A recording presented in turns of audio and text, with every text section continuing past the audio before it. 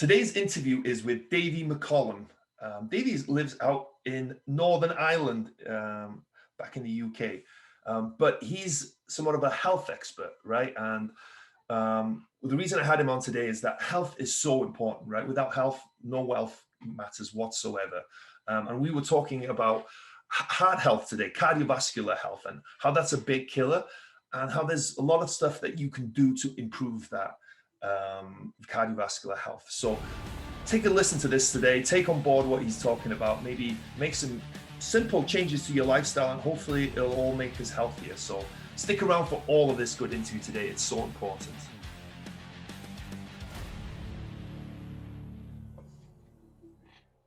Hello and welcome to Wrestling with Real Estate, where we look to chokeslam all your real estate problems. I'm your host, former WWE wrestler and now Cirque du Soleil performer, and of course, multi-family real estate investor, Barri Griffiths. Now today we're joined by David McCollum. Hey Davey, how you doing, man? Hey, how you doing there, Barry? I've got to change my sayings a little bit today because Davey's out in Northern Ireland, and I said man there, but mate is more appropriate for today. So I'm going to have to change my lingo a little bit today. But this is going to be a really cool interview today. I know usually I focus on real estate, but I think, why do we invest in real estate? We invest in real estate to improve our lives, to be happier, to have freedom, financial freedom, all that stuff. And what an important part of all that is our health, right? Because we don't have our health, what is the point in having any kind of wealth? It's completely pointless. It's the most, along with time, one of the most valuable things we have. So David's going to come on today. We're going to talk a little bit about cardiovascular health, because I think, you know, as he'll point out, it's such a killer and something that I don't think we pay enough attention to. So first and foremost, thank you so much for agreeing to do this, mate. It's going to be a great, we're having a fantastic conversation before, but this is going to be, I think, beneficial for so many people. So I really appreciate you doing that. Do you want to start us off by maybe giving us some facts about cardiovascular health and sort of how much of a killer it is? Well, maybe if I just explain what my background is, Barry. Yeah. I graduated in 1988 as a physiotherapist.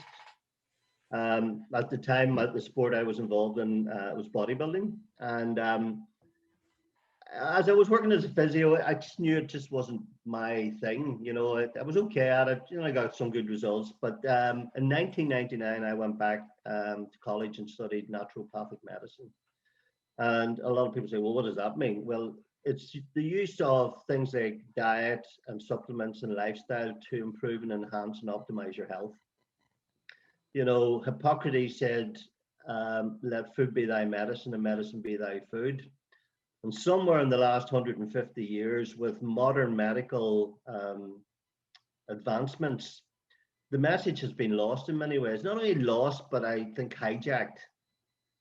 You know, the thing is, nature has everything that we need to heal and stay healthy, but you can't patent nature. And this is why the drug industry makes billions of pounds, and why it has such a huge influence in the world's health. And you can see with what's going on at the moment with the whole coronavirus, COVID-19 thing, from the beginning of this, there's only been one narrative, and that's about taking vaccines. There's been nothing mentioned, mainstream media or by the people who are advising the government leaders on what we can do to boost our immune system and stay healthy, because there's no money in that. But so I went back and I studied naturopathic medicine. The last 20 years, the two areas that I focused on would be cardiovascular health. And I used to run screening clinics through pharmacies and stuff over here. That all finished just over a year ago with everything getting locked down. But I also specialize in gut health. So they actually call me the healthy gut guru.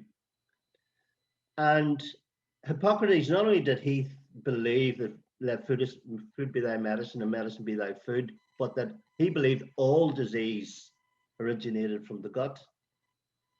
And I would say maybe not all, but a good 80% plus originates from what we eat and how our body processes it. And it was a natural progression for me moving on from cardiovascular health to gut health, because cardiovascular disease is really a disease of inflammation. In fact, the diseases that kill us most frequently today we're not talking about the infectious diseases, although there is inflammation involved in those. The diseases that cause chronic health all originate due to inflammation and a disturbance of the inflammatory processes within the body. So in terms of, we talk about the figures that count. Heart disease is still the #1 killer in most countries, but particularly America. So roughly 650,000 people die every year from heart disease. Now that's just one aspect of vascular disease, because about another 140,000 die from strokes, and maybe another 120,000 die from dementia. And then there's an overlap because we also have these things called autoimmune diseases. And autoimmune diseases are diseases where our immune system fails to recognize our own healthy tissue and starts to attack it.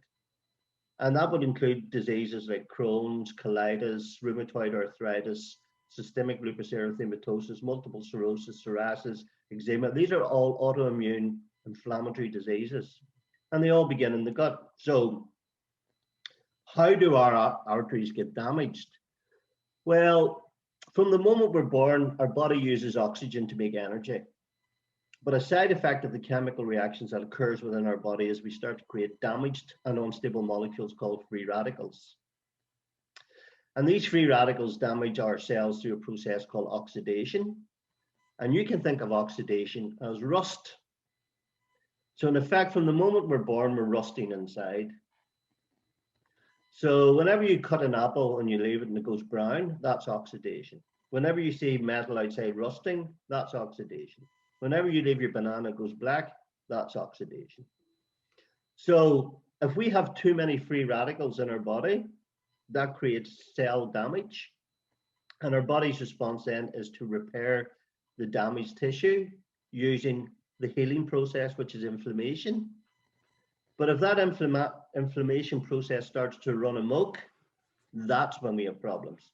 So for example, if you have a lot of free radicals damaging the inside of your arteries, your body will then mount a healing response, and you will get cholesterol and other proteins deposited in the artery wall to repair the damage. We call that arterial plaque. And then over time, what usually happens is if there's no more further damage, that plaque, like scar tissue, will start to get reabsorbed. But if there's a continual process going on that's creating cell damage and inflammation in a perpetual cycle, the plaque gets bigger and bigger and it clogs up your arteries. That, in effect, is what heart disease is. Now, part of that process is as the scar forms and as we get older, heavy metals like mercury from the teeth, lead, things, calcium, which our water can be quite laden with, it can get deposited in the plaque, causing the plaque to get really hard, and that's what we call hardened arteries. So for example, if you have plaque built up in the arteries in the heart, what will happen is, as long as there's still elasticity in the arteries, whenever your heart is under duress, in other words, it's trying to pump more blood around there, as long as there's flexibility in the arteries, the blood can still flow. But if your heart is under a lot of pressure to pump blood, oxygenated blood around the body, and the arteries are hard and stiff, there's no availability for the body to compensate. And that can be one of the things that will trigger off a heart attack, and, just lack of oxygen getting to the muscle tissue. So heart disease, vascular disease is still the #1 killer. Second killer, obviously, with around about 600,000 people a year in the States, is cancers in their various guises.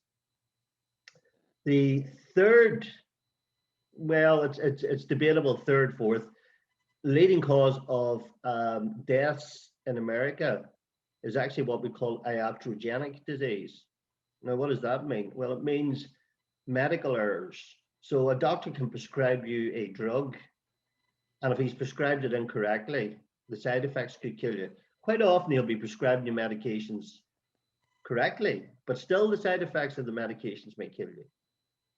Or iatrogenic also means medical malfeasance, or medical mistakes. But that's the third killer in America. Is there's a standing joke that when the doctors go on strike in America, more people live. So Dead doctors, and there's another one, dead doctors don't lie.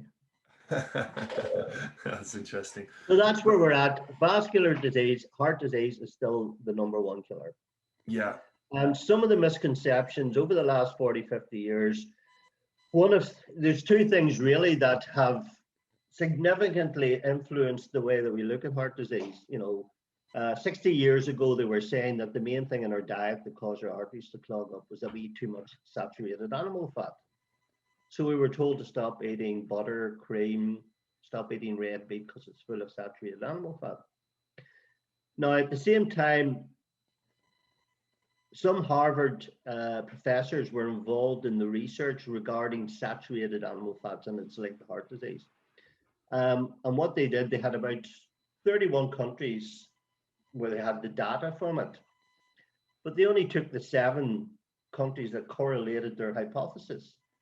So for example, if you go to the likes of France, where the average French person eats approximately 160, 170 pounds of red meat every year, there's not a whole pile of vegetarians in France.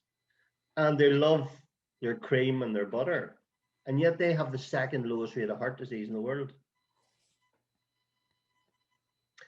So it's obviously not just down to our saturated fat intake. In fact, it looks like saturated fat because it isn't really pro-inflammatory. So it's not that that's the problem.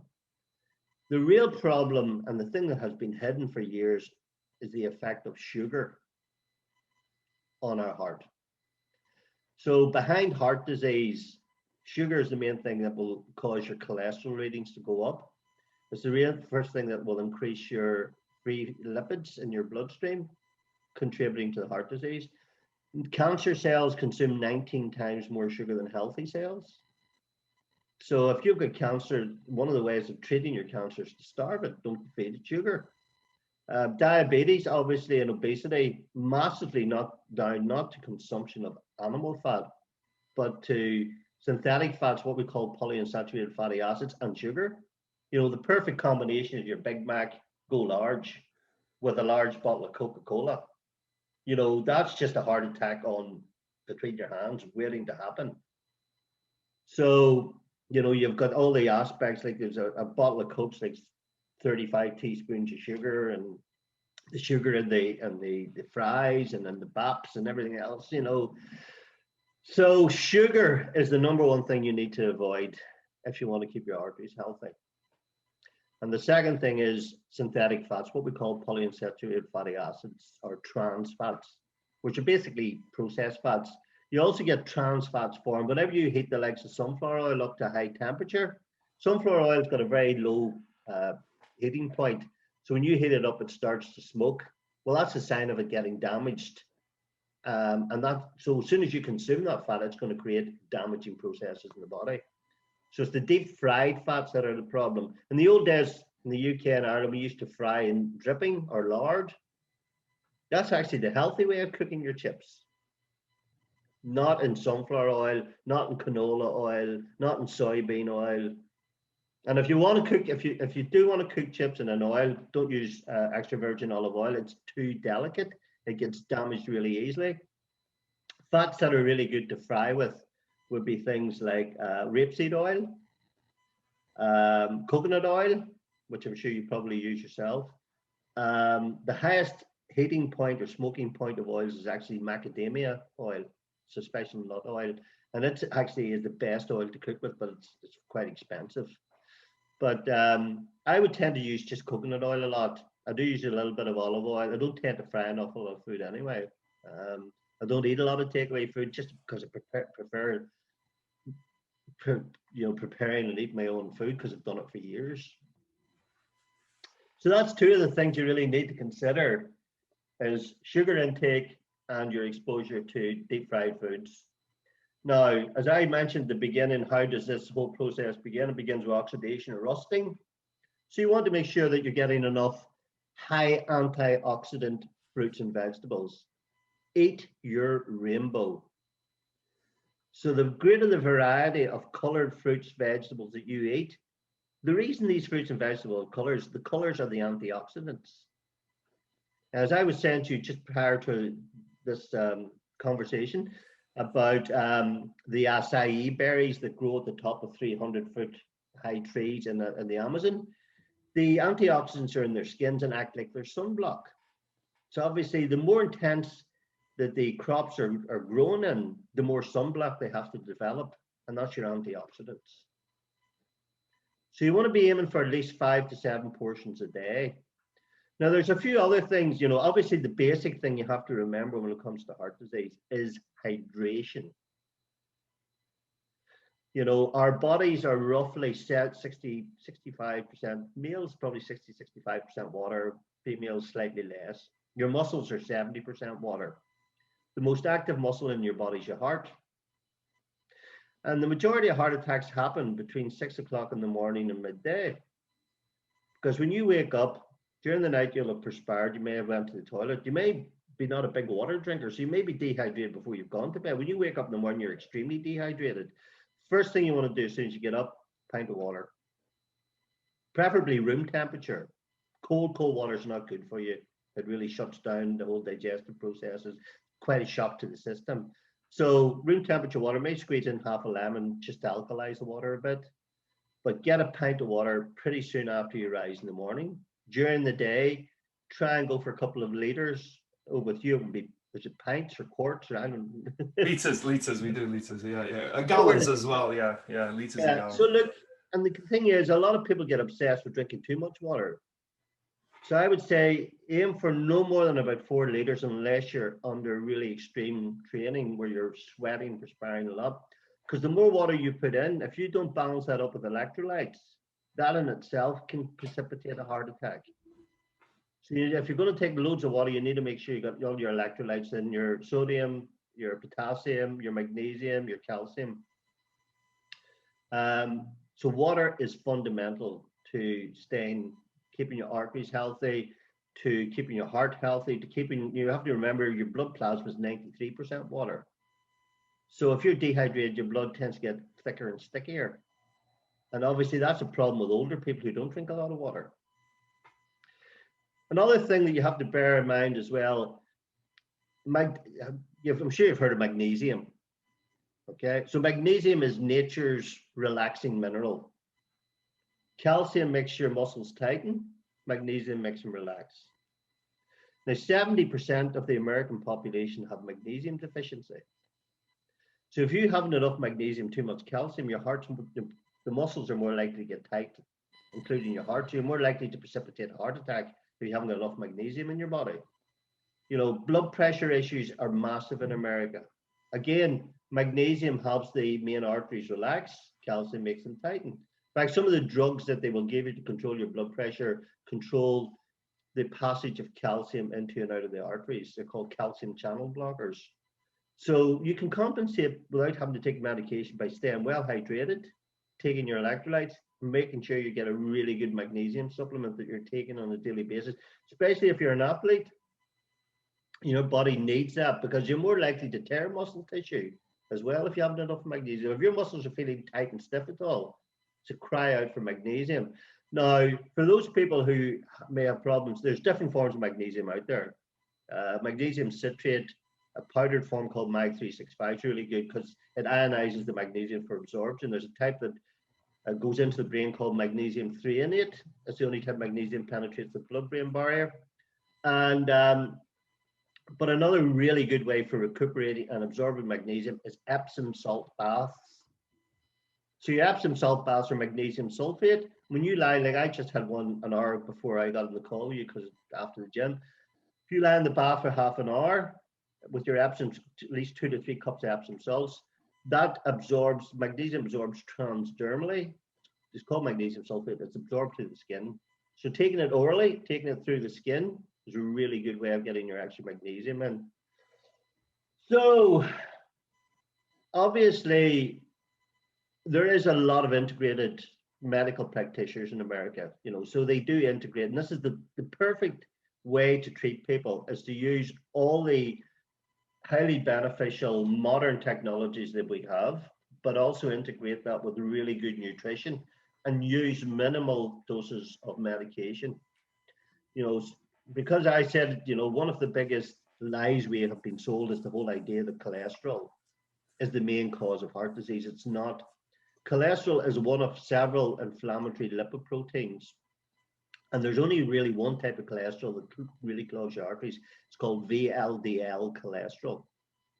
Now, the types of HDL cholesterol, high density lipoprotein cholesterol, is cardioprotective. So when you go for your blood panels, you want to be checking your HDL, your LDL, your VLDL. You want to also be checking things like lipoprotein A, which is another inflammatory protein, homocysteine levels, which are also pro-inflammatory. And you need to be taking certain supplements to compensate for these, not a statin drug. And one of the side effects of taking a statin drug, such as atorvastatin, pravastatin, or rosuvastatin, they'll have different names. That's just the generic names for them. Whenever you take a statin drug, it depletes your body of an essential nutrient called coenzyme Q10. So 2 months after you start statins, your liver production of CoQ10 falls 50%.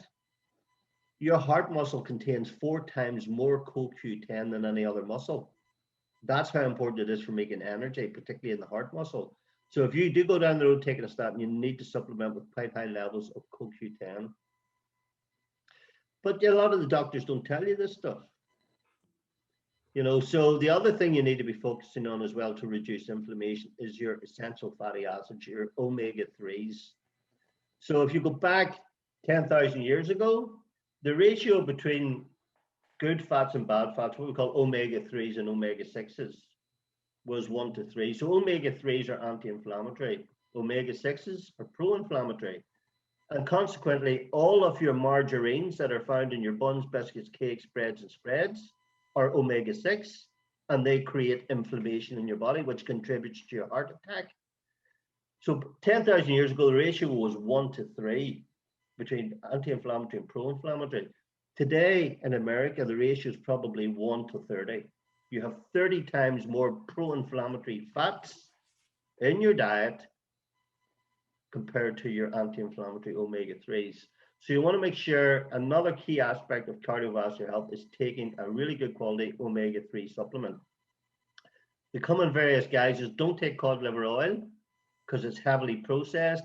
It's like the bog standard bottom basement fish oil, and your body can't absorb it very well. So you want to go for one that, there's a number. Wiley's is an American company, it's really good. They make theirs from wild Alaskan pollock.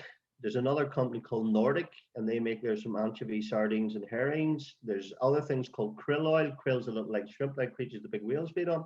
These are all really good forms of omega-3s. If you're an athlete, you should be taking omega-3s. Because not only is it going to protect your heart, it's going to protect the inflammation in your joints. Yeah, mate, this is brilliant. This is so much brilliant information. So, and yeah, well, just tell me, you know, when you want to say.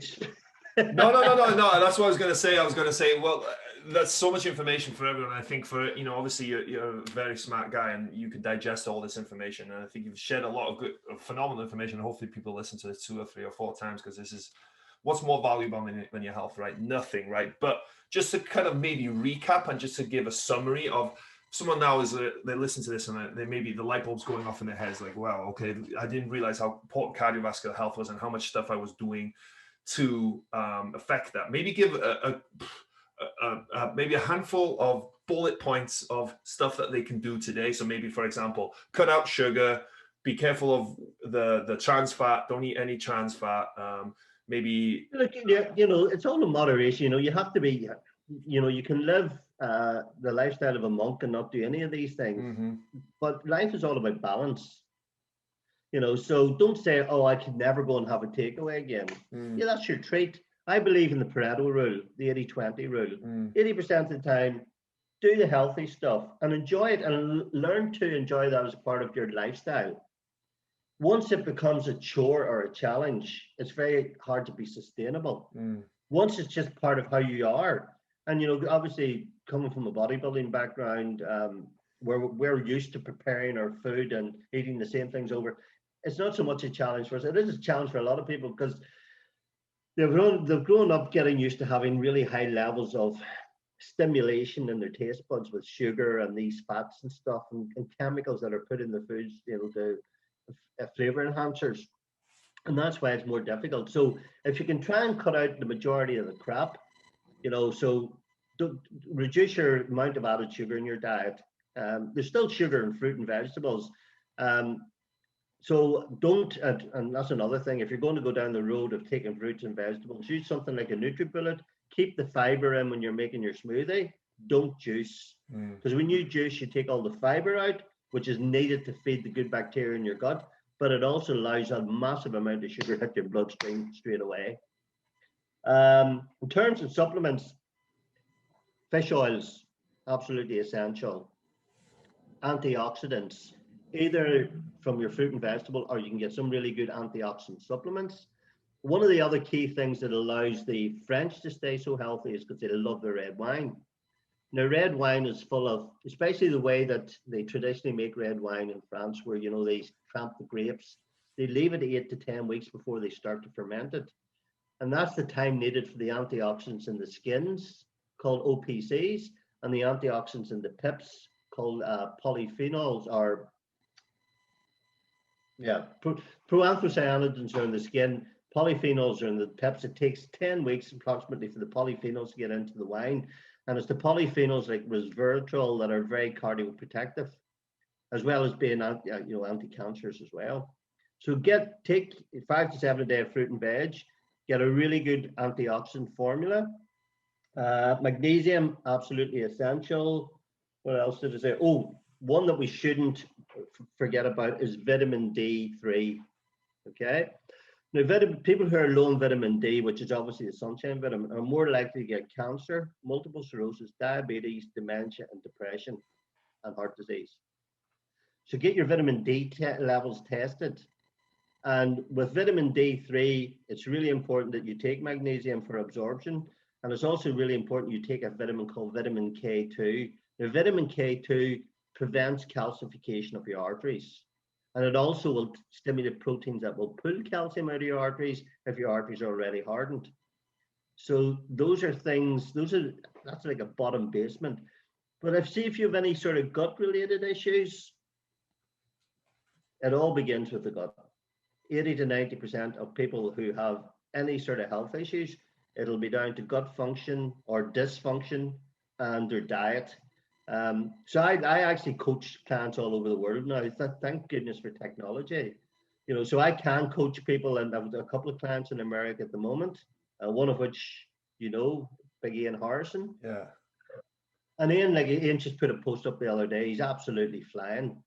I put him on a really good, he knew about his diet, but I put him on a really good supplement regime, and he's just had his results back from the cardiologist, and he's making an awesome recovery.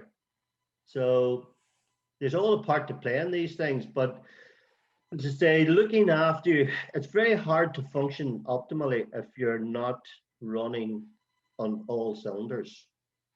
Like the other thing that's significantly, obviously stress is a big factor, because stress depresses your immune system, but it also increases, if you're in fight and flight mode, if your blood pressure goes up, your heart's racing because you're living on the edge, you need to calm that down. You need to do things that are going to, whether it's just going for a walk, whether it's grounding, whether it's meditation, whether it's yoga, whether it's Pilates, you need to do something to reduce the stress. There are certain herbal nutrients that are really good at balancing your stress as well. But stress is one of the key things that's behind most illness that we see today as well. It significantly affects your gut. And as I say, I'm all about working with the gut as well as other supplementation. And if you can get that right, it has a huge effect on how you function optimally. Like 90% of your feel-good serotonin, 90% of your anti-anxiety neurotransmitter called GABA are all made in your gut by your gut bacteria. So if you're feeling overwhelmed and depressed, sort the gut out. It's amazing, whenever I have a number of clients come to me just feeling tired, just not able to function. When we sort their gut out, things like their libido returns, their ability to handle stress is so much better because they're not anxious all the time. I have one client that I work with, he runs big factories out in China. And he came to me because he had an operation on his esophagus, and he was in very high doses of a particular drug called Nexium. Nexium is designed to reduce stomach acid, and they wanted him to stay on this 80 milligram dosage. Now, the problem is when you're very high dose of Nexium, it stops your body absorbing minerals like magnesium and calcium, and so he was having all sorts of issues with anxiety and stress. And we sorted his gut out, and like he only has to take 20 milligrams, which is a quarter of what he had to. And sorting his gut out, his anxiety's gone. It's just, and if you can sort those things out and find that balance, find that sweet spot, between living a lifestyle, having the freedom to go and enjoy eating out, at the same time go for a bit of a party, but having that sweet spot where your diet's good, you're exercising, you've got structure to your day, you can focus 2-3 hours a day focusing on your work or on your investing. But if this here's not right, this won't be right, nothing will be right. Yeah, absolutely. It's all linked, right? If you're not healthy, your brain won't be functioning right. You won't have the energy levels, all that stuff, right? And it's like you said as well, right? It's not, if you want, you can cut all sugar out and you can cut all the bad stuff out, right? So some people, that's how they want to live. But I think my grandmother told me it's life in moderation, right? She lived to be 95, right? She used to have a little bit of sugar in her coffee every once a day, and just a little bit of everything, right? And I think it's kind of good to remember that, because it's got to be sustainable, right? It's good to like have this crazy good diet that's absolutely spot on, but how long are you going to continue that? So I think someone says compliance is the diet, right? Whatever the compliance you can comply with to that diet, that's what the most important thing is, more than any specific diet, because there's tons of different ones out there. You'll also find, see once I would substitute milk chocolate a lot of the time with very high cocoa dark chocolate. That's an excellent source of antioxidants. You've got a massive amount of polyphenols, 70-80% high cocoa dark chocolate, and see, once you get used to your taste buds, get used to not having a lot of overstimulation of sugar, when you eat something like ordinary chocolate, it's like, oh, that's really sweet.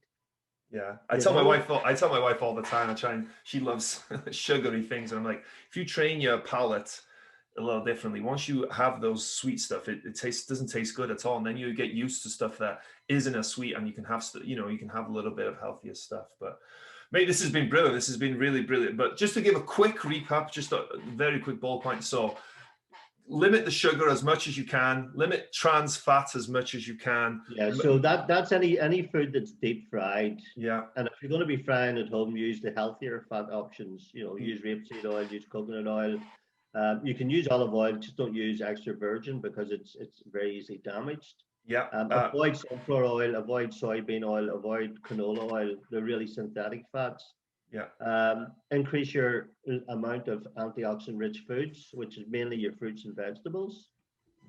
Try and eat organic meats where possible, because obviously, with the whole culture of farming in America now, where it's these massive farms where the food's full of antibiotics and force-fed and growth hormones, these things do have an effect on your health. The states in America that have the highest amount of antibiotics added to the food chain in terms of animal feeds have the highest rates of cancer. Yeah, yeah. So, and even if you haven't been prescribed antibiotics in America that year, if you live in those states, you could be having the equivalent of 20, 30 courses of antibiotics. And when you take those antibiotics, they are non-specific. They will wipe out all the good guys in your gut. And what happens then? Your immune system's gone. Your protection against heart disease is gone. This is why America has so many problems related to chronic health: obesity, diabetes, heart disease, cancer, and they're all linked in. So if you've got obesity and diabetes, you're 4 to 7 times greater chance of dying from COVID. Like 80% of people who were admitted to hospital with COVID symptoms are obese. That is the pandemic. That is the elephant in the room. You once you start making your population healthy and on a hypocaloric diet, then you don't have people with weakened immune systems. Yeah. So, if you look at the statistics, and this, a little bit of a digression here. If you look at the statistics for COVID for the UK, so it's 190 per 100,000 die in the UK with a population of 66 million. India with a population of 1.4 billion, and the death rate's 19 per 100,000. And they don't have a lot of processed food, and they don't have particularly good sanitation, and yet it's only this COVID, SARS-CoV-2 thing is a disease of the wealthy countries with healthcare systems that are financially driven. The rates of people dying from COVID on these other continents like Africa, where they're still eating their indigenous diets, which maybe are 80-90% plant-based, or India, where a lot of Indians obviously are vegetarian, and they don't eat the cow is sacred, and they don't eat an awful lot of pork. So lamb is about the only thing. Lamb and chicken's really the only thing. So they just eat a healthier, unprocessed diet. Yeah. Yeah. Well, Dave, this has been really, I think we'll, depending on your schedule and stuff, we'll have to have you back on to talk about gut health and maybe a little bit more about that stuff. But for anyone who's, I'm sure a lot of people are very interested, if they want to reach out and get in touch, you maybe work with you on a personal level and have you, explain a lot of this stuff and figure out, help them with their health. How can they reach out and get in touch with you? If you just give them my details, they can find me on Facebook, just under my name, David McCollum, or the Healthy Gut Guru. They can PM me there, and I'll get back to them. And okay, so we live in different parts of the world. Like I have a client in Thailand, so I have to he's like 8 hours ahead, and you're 8 hours behind, and technology is great, and we can work around the time zones mainly. Yeah. Oh, brilliant. Well, brilliant. Well, thank you so much. I really appreciate that. I think it'll help a lot of people, hopefully a lot of people took notes from that. And, health is so important. Like, it cannot stay enough. You don't realize how important health is until you lose it. And at that point, it's usually too late. It's amazing with all that's been going on. There's more people that are more concerned of getting their hair done and yet being able to go and get their tattoos than they are about their health. And I'm like, did I miss something here, But anyway, as I say, there's some basic supplements that will make a huge difference. Obviously, depending on a particular person, and everyone's different. Everyone has different needs. Cool. So it's a matter of some people will need some supplements and others will need different supplements. And it's been able to, with 33 years of knowledge and studying of my art, and I'm learning every day. I learn something new every day and stuff that I didn't know. And once you stop learning, that's when it becomes an issue. Yeah. Well, brilliant. Hey, cheers, mate. Thank you so much. Let's wrap up there and try and get something else scheduled.